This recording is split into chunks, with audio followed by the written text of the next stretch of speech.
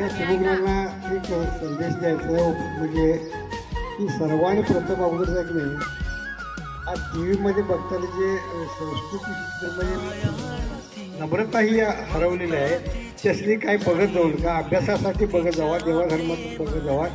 देवाधर्मातून देव माना हे मला मी काय सांगू शकत नाही तुम्हाला, की तुमच्या इच्छेचा प्रश्न आहे.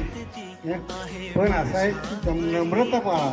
नम्रता ही फार कमी झालेली आहे. मी आज बघतोय एवढे लहान मुलसुद्धा काही मोठ्यांचा आदर सन्मान करत नाही.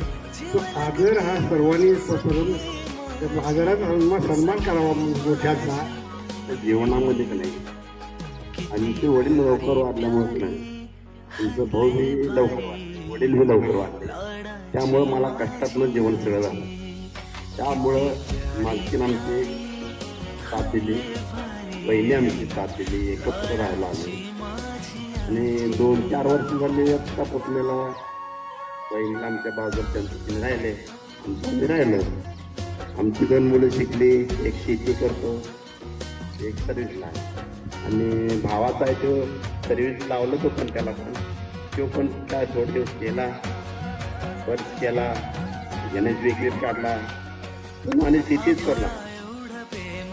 त्याचं बी व्यवस्थित चाललंय.